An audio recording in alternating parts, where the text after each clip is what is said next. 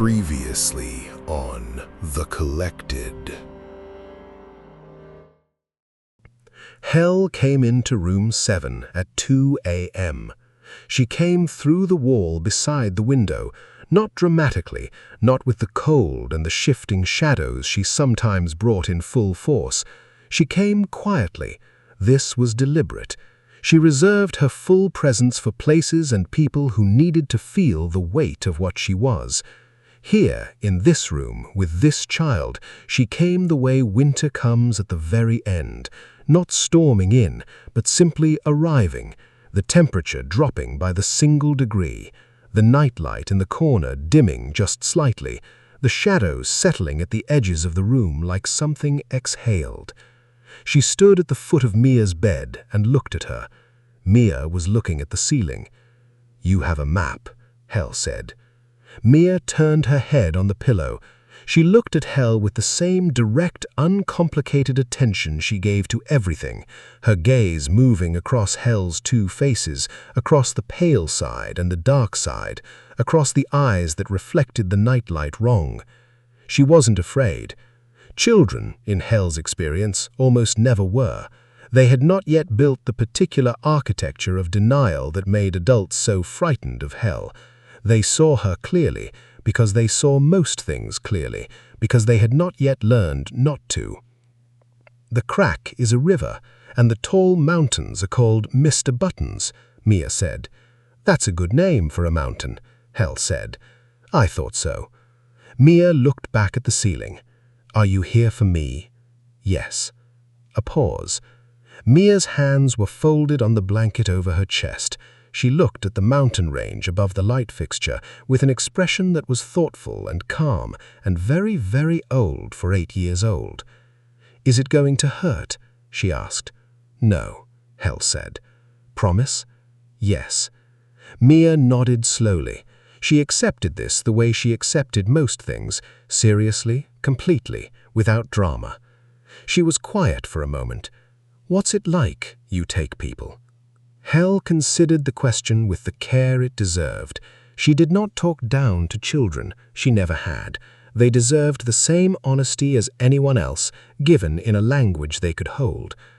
"It's like the moment just before you fall asleep, when you're warm and everything is soft, and you can hear the sounds of the house around you.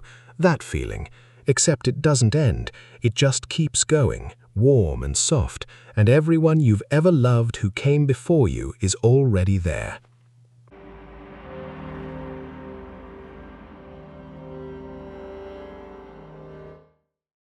Episode 13, The Last Shift. Frank Pruitt had been a night security guard for 22 years, and in that time had learned two things with absolute certainty. Most people were not as dangerous as they thought they were, and a good thermos of coffee was worth more than a raise. He worked the overnight at a downtown office building, 12 floors of corporate real estate that emptied out around 7 every evening and filled back up at 8 every morning, and in between those hours belonged entirely to Frank. He knew every floor. He knew which elevator made the grinding sound on the way up to 9. He knew the window on the 3rd floor that didn't latch properly and needed to be checked on windy nights. He knew the cleaning crew by name and their preferred music, and which of them had kids and which were putting themselves through school. He was 64 years old. He had a retirement party scheduled for the 14th of next month. His wife Carol had been planning it for 6 weeks and had made him promise not to look at the folder on her desktop labeled "Frank Party, Do Not Open," which he had not opened. He was doing his 2 a.m. round, 7th floor, East Corridor, the same walk he had done 10,000 times, when his left arm went strange. Not painful, strange. Heavy and distant, like it belonged to someone else and they weren't using it well. He stopped walking. He stood in the corridor under the emergency exit sign, its red light washing everything the color of something that had already happened, and he pressed his right hand against the wall and breathed. He knew what this was. His father had described it once, years ago, sitting at a kitchen table. It felt like my arm fell asleep, but wrong, Frank. It felt wrong. And Frank had driven him to the hospital, and his father had been fine and lived another 11 years, and Frank had never forgotten the way his father had said, wrong. This felt wrong. He reached for his radio. His hand wasn't cooperating. He slid down the wall slowly, deliberately, the way you lower something fragile, controlled, careful, professional to the last. He sat on the floor of the 7th floor east corridor with the red exit light above him and his radio in his lap, and his hands not doing what he told them. He was not panicking. Frank Pruitt had never panicked in 22 years of security work. He saw no reason to start now. Sigrun came around the corner first. She walked with the directness she always had, no hesitation, no preamble, and crouched down in front of him with the unsentimental practicality of someone who had assessed situations in the field for longer than the field had existed. She looked at him. He looked at her. "Heart?" he said. "Yes," she said. He nodded. He looked down at his radio in his lap. "I need to call it in. You have about 4 minutes before you lose the ability to." "That's enough." He looked back up at her. His eyes were clear, steady, the eyes of a man who had spent 2 decades watching empty buildings and had developed a relationship with stillness and the dark that most people never did. "You're here for me." "I'm here," she said. "Both of you?" Sigrun glanced up. Hel stood at the end of the corridor. She was fully present, the red light bending around her rather than landing on her, the shadows of the east corridor gathering at her edges, the cold she carried rolling slowly down the hallway like weather moving in. She was watching Frank with that complete and ancient attention, the attention that meant the accounting was already done, the record already closed. Frank looked at her for a long moment. He looked at the side of her face that was pale and the side that was dark. He looked at the shadows that answered to her. "Huh," he said, calm. "So that's what you look like." Hel said nothing. "You're not what I expected. I don't know what I expected." "No one does," she said. He looked back down at his radio. His hands were very heavy now. He lifted it anyway, slow, deliberate, the stubbornness of a man who had one thing left to do and was going to do it. He pressed the call button. "This is Frank on 7, he said. His voice was steady, completely steady. "I need a medical response to the east corridor. I'm sitting against the wall under the exit sign." A pause. "Tell Carol," he stopped, reconsidered. "Tell Carol I opened the folder.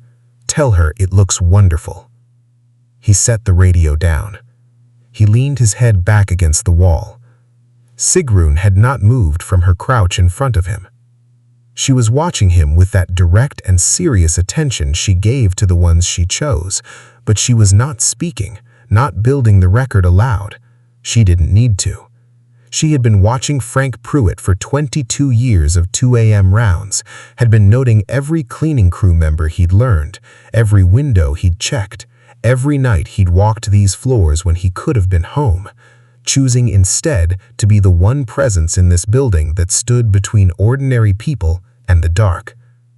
She knew what she knew. "Is it contested?" Frank asked. He was looking at the ceiling now. His breathing was labored but controlled. "No," Sigrun said. Something passed across his face, not relief exactly, recognition. The same recognition Douglas Ferris had shown at Gate 14, the same thing Thomas Aldridge had shown over his maps, the look of someone who had half known and now was all the way certain. "Huh," he said, calm. "Good." Hel walked down the corridor. She walked slowly, and the red light moved around her, and the shadows moved with her, and she was immense and quiet and final, and she stopped beside Sigrun, and they stood together over Frank on the floor with his hands open in his lap, and his radio done with its work. 22 years, he said, to no one in particular, to both of them. Not one incident I couldn't handle. No, not one. He smiled. It was small and genuine, and it reached his eyes. He closed them. The radio crackled. Footsteps on the stairwell. The world doing what it did, responding, arriving, too late and exactly on time. Sigrun stood up. She and Hel stood together in the red light for a moment, not looking at each other, both looking at Frank, at his hands open in his lap, at the face of a man who had spent his whole working life watching over sleeping buildings and had died in one and was not afraid. The footsteps got louder. They turned and walked in opposite directions down the corridor and were gone before the stairwell door opened, and the guard who found Frank at 2:08 a.m. would say later to anyone who asked that he looked peaceful. More than peaceful. He looked, somehow, like someone who had been seen. On the next episode of The Collected. She swam to the other end, slow this time, not competitive, not training, just moving through the water the way she had moved when she was 12, and it was new, and it was only ever joy. She touched the wall, turned, swam back. She stopped below the lifeguard chair and looked up at Sigrun. "Will you?" She started, stopped, started again. "Will you? When the time comes, will it be you?" Sigrun looked at her for a long moment. "Fight first," she said. "We'll talk about the rest later." Renata held the wall. She looked at the water, at that impossible blue, the color of her whole life. She pulled herself up. She sat on the edge of the pool with her feet in the water and her hands on the tile, and she breathed the chlorine air. And she let herself be scared for a little while longer, completely, honestly, in a room where nobody could see her but one person who already knew. Then she straightened up. She reached for her towel. She had laps to plan, appointments to make, a sister to call back.